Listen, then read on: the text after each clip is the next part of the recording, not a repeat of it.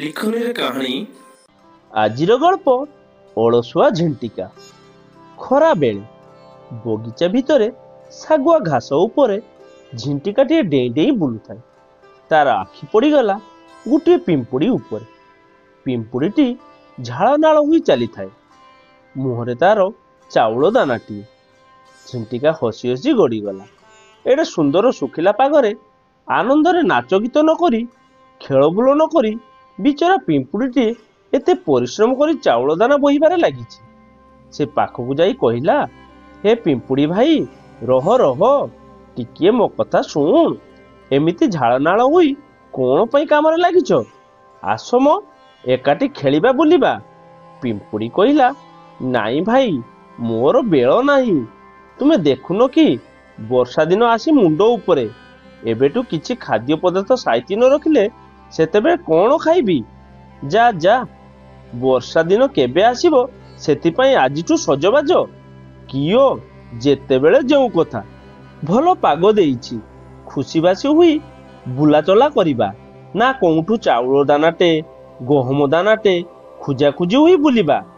ପିମ୍ପୁଡ଼ି କହିଲା, ବୁଝିଲ ଭାଇ, ଆଗତ ଭବିଷ୍ୟତ କଥା ଚିନ୍ତା ନ କଲେ ବିପଦରେ ପଡ଼ିବା ସାର ହେବ। ମୋର ତୁମ ସହିତ ଖେଳିବାକୁ ସମୟ ନାହିଁ। ଏହା କହି ସେ ଚାଲିଗଲା।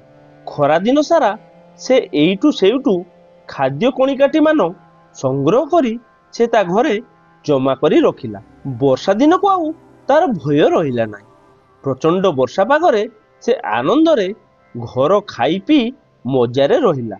ମାତ୍ର ଝିଣ୍ଟିକାଟି ଅଳସୁଆମି କରି ନିଜର ଖାଦ୍ୟଦ୍ରବ୍ୟ ସାଇତି ରଖିଲା ନାହିଁ, ବରଂ ନାଚିକୁଦି ସମୟ ନଷ୍ଟ କଲା। ସେଥିପାଇଁ ବର୍ଷା ଦିନେ ତାକୁ ଖାଇବାକୁ କିଛି ମିଳିଲା ନାହିଁ। ଦିନେ ପିମ୍ପୁଡ଼ିକୁ ସେ କିଛି ଖାଦ୍ୟ ମାଗିବାକୁ ଆସିଲା।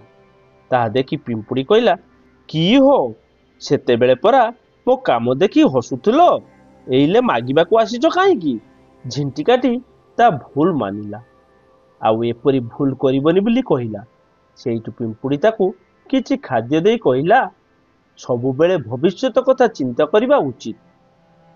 ଲେଖନୀରେ କାହାଣୀ ଗଳ୍ପଟି ଆପଣମାନଙ୍କୁ ଭଲ ଲାଗିଥିଲେ ଭିଡ଼ିଓଟିକୁ ଲାଇକ୍ କରିଦିଅନ୍ତୁ, ସେୟାର କରିଦିଅନ୍ତୁ ଏବଂ ଗଳ୍ପଟି ଭଲ ଲାଗିଥିଲେ କିମ୍ବା ଖରାପ ଲାଗିଥିଲେ ଆପଣମାନେ କମେଣ୍ଟ ଦ୍ୱାରା ଆମକୁ ଜଣାନ୍ତୁ। ଆପଣମାନଙ୍କର କମେଣ୍ଟ ଆମ ପାଇଁ ବହୁତ ଗୁରୁତ୍ୱପୂର୍ଣ୍ଣ। ଦର୍ଶକ ବନ୍ଧୁ, ଏମିତି ଭଲ ଭଲ ଗଳ୍ପ ଶୁଣିବାକୁ ଚାହୁଁଥିଲେ ଚ୍ୟାନେଲଟିକୁ ସବସ୍କ୍ରାଇବ କରିଦିଅନ୍ତୁ ଏବଂ ପାଖରେ ଥିବା ବେଲ୍ ଆଇକନଟିକୁ ଦବାଇ ଦିଅନ୍ତୁ, ଯାହାଫଳରେ ଭିଡ଼ିଓର ପ୍ରଥମ ନୋଟିଫିକେସନ ଆପଣ ପାଇପାରିବେ। ଦର୍ଶକ ବନ୍ଧୁ, ପୁଣି ଆଉ ଥରେ ଦେଖା ହେବ ଲେଖନୀର କାହାଣୀରେ ଆଉ ଗୋଟେ ଅଧ୍ୟାୟରେ।